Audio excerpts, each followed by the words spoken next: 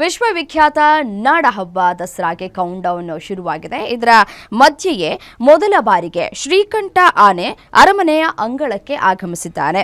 ರಾಜವಂಶಸ್ಥ ಶ್ರೀಕಂಠದತ್ತ ನರಸಿಂಹರಾಜ ಒಡೆಯರ್ ನೆನಪಿಸುವಂತಹ ಈ ಶ್ರೀಕಂಠನನ್ನ ನೋಡಿದ್ರೆ ಶಾಂತ ಸ್ವಭಾವಿ, ನೀಳದಂತ, ದಷ್ಟಪುಷ್ಟವಾಗಿರುವಂತಹ ಈತ ಕ್ಯಾಪ್ಟನ್ ಅಭಿಮನ್ಯು ಟೀಮ್ಗೆ ಸಾಥ್ ಕೊಡ್ತಾ ಇದ್ದಾನೆ. ಹಾಗಿದ್ರೆ ಶ್ರೀಕಂಠನ ಹಿನ್ನೆಲೆ ಏನು ಅನ್ನೋ ಕುರಿತು ನಮ್ಮ ಪ್ರತಿನಿಧಿ ಸುರೇಶ್ ಬಿ ನೀಡಿರುವಂತಹ ಪ್ರತ್ಯಕ್ಷ ವರದಿ ಇಲ್ಲಿದೆ ನೋಡಿ.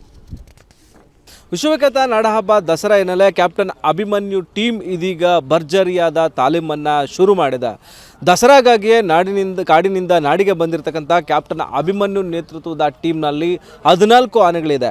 ಈ ಬಾರಿ ಬಹಳ ವಿಶೇಷವಾಗಿ ಮೊದಲ ಬಾರಿಗೆ ಶ್ರೀಕಂಠ ಮೈಸೂರಿನ ಅರಮನೆಯ ಅಂಗಳಕ್ಕೆ ದಸರೆಗಾಗಿ ಆಗಮಿಸಿದ್ದಾರೆ. ನಾನು ಅರಮನೆಯ ಅಂಗಳದಲ್ಲಿದ್ದೇನೆ. ನೀವು ನೋಡ್ತಾ ಇರುವಂಥ ಆನೆ ಏನಿದೆ ಶ್ರೀಕಂಠ ಆನೆ, ಸುಮಾರು 56 ವರ್ಷದ ವಯಸ್ಸಿನ ಆನೆ ಇದೀಗ ಮೊದಲ ಬಾರಿಗೆ ವಿಶ್ವವಿಖ್ಯಾತ ನಾಡಹಬ್ಬ ದಸರಾದಲ್ಲಿ ಭಾಗಿಯಾಗಿದೆ. ಹಾಸನದ ಉಂಬ್ಳಿ ಬೆಟ್ಟದ ಅರಣ್ಯ ಪ್ರದೇಶದಲ್ಲಿ ಸೆರೆ ಹಿಡಿದಂಥ ಈ ಆನೆ 2013ರಲ್ಲಿ ಸೆರೆ ಹಿಡಿದ ಆನೆ. ಇದು ಮತ್ತಿಗೋಡು ಆನೆ ಕ್ಯಾಂಪ್ನಲ್ಲಿ ಈ ಆನೆ ಇತ್ತು.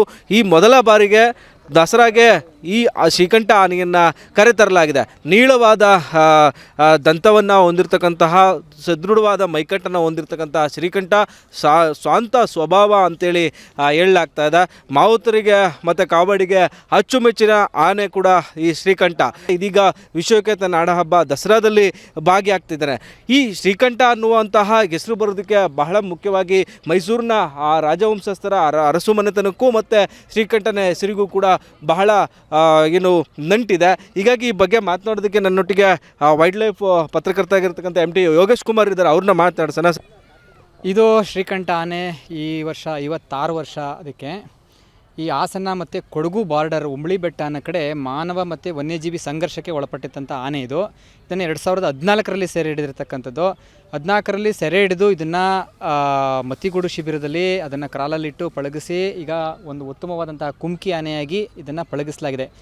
ಶ್ರೀಕಂಠ ಅಂತ ಆನೆ ಅಂತ ಯಾಕೆ ಹೆಸರಿಟ್ಟರು ಅಂತಂದರೆ 2013ರಲ್ಲಿ ಮೈಸೂರಿನ ರಾಜವಂಶಸ್ಥರಾಗಿರ್ತಕ್ಕಂಥ ಶ್ರೀಕಂಠ ದತ್ತ ನರಸಿಂಹರಾಜ ಒಡೆಯರವರು ನಿಧನರಾಗ್ತಾರೆ.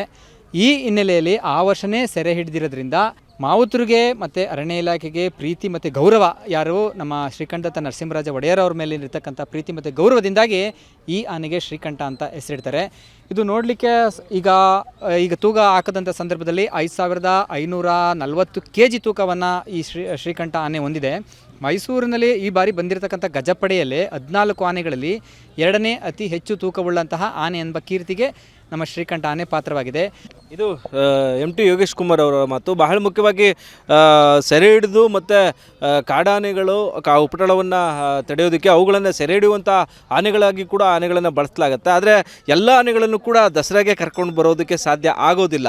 ಹೀಗಾಗಿ 14 ಆನೆಗಳ ಸಾಲಿನಲ್ಲಿ ಶ್ರೀಕಂಠ ಕೂಡ ಮೊದಲನೇ ಸ್ಥಾನವನ್ನು ಪಡೆದುಕೊಂಡಿದ್ದಾನೆ. ಯಾಕಂದರೆ ಮೈಸೂರಿನ ಅರಸು ವಂಶಸ್ಥರಿಗೂ ಮತ್ತು ಶ್ರೀಕಂಠನಿಗೂ ಅವಿನಾಭಾವ ಸಂಬಂಧ ಇದೆ ಅನ್ನೋ ಕಾರಣಕ್ಕಾಗಿಯೇ ಈ ಬಾರಿ ದಸರಾಗದಲ್ಲೂ ಕೂಡ ಶ್ರೀಕಂಠ ಭಾಗವಹಿಸ್ತಾ ಇರೋದು ಬಹಳ ವಿಶೇಷ.